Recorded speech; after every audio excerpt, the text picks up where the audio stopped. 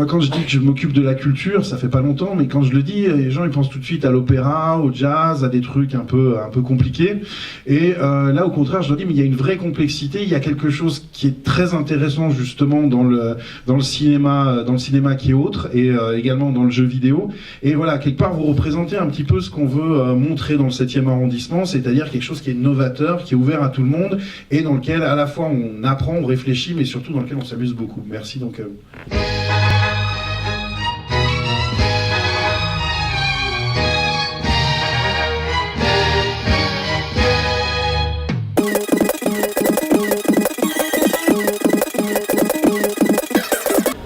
Bonjour, c'est bien ici le festival de films fantastiques fauchés, de séries Z et nanars des années 70 ? Non, pas trop, non. Aussi bien pour la compétition long métrage que court métrage, c'est à vous que reviendra la responsabilité de voter.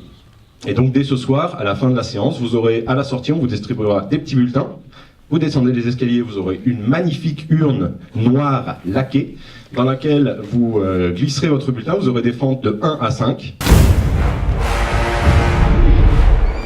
你大理寺速来破案申诉，10天之内查不出真相，提头来见。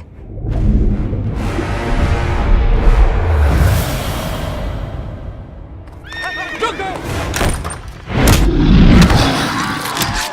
龙王显灵了。如果真的有龙王，我大唐以后也不用打仗了。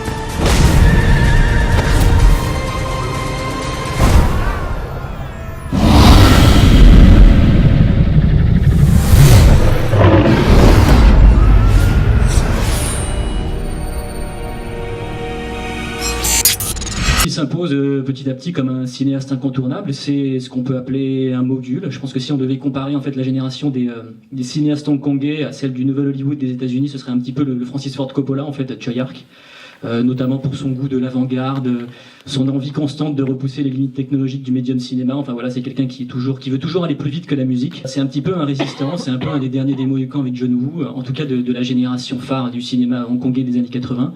Il continue de tourner, et puis il y a quelques tentatives qui sont pas forcément des plus concluantes, et des trucs assez intéressants comme Zoo 2 ou Seven Swords. Et puis il a repris un petit peu du poil de la bête à la fin des années 2000, notamment avec le premier Détective D, puis ensuite avec Dragon Gate, qui est son premier Wuxiapian en 3D.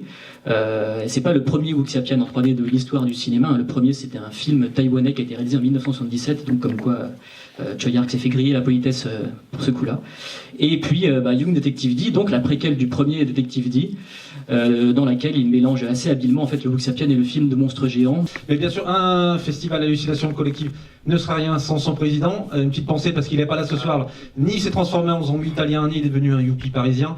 C'est Cyril Despontins, mais et tant mieux pour lui, il a des obligations professionnelles en ce moment. Il sera là dès vendredi soir avec nous. Voilà, on lui fait un petit coucou parce que voilà, on ne peut pas l'oublier non plus ce soir. Merci Benjamin, merci à tous. C'est un très bon festival et très bonne projection ce soir. Oh, nom de Dieu! Qu'est-ce que c'est que ça? Qu'est-ce que c'est que cette saloperie? C'est quoi ça, mon petit balai? Chef, un beignet fourré, chef! Un beignet fourré? Chef, oui, chef! Et d'où tu sors ça? Chef, je l'ai pris sur mon plateau, chef! Est-ce qu'on a le droit de bouffer dans les chambrées baleines? Chef, non, chef! Est-ce que toi t'as le droit de te goinfrer avec un beignet fourré? Chef, non, chef! Et pourquoi, mon petit baleine? Chef, parce que j'ai des kilos en trop, chef! Parce que tu es un gros tas de graisse débectant, mon petit baleine! Chef, oui, chef! Alors pourquoi t'as planqué un beignet fourré dans ta cantine, mon petit baleine? Chef, parce que j'avais trop faim, chef! Parce que t'avais trop faim.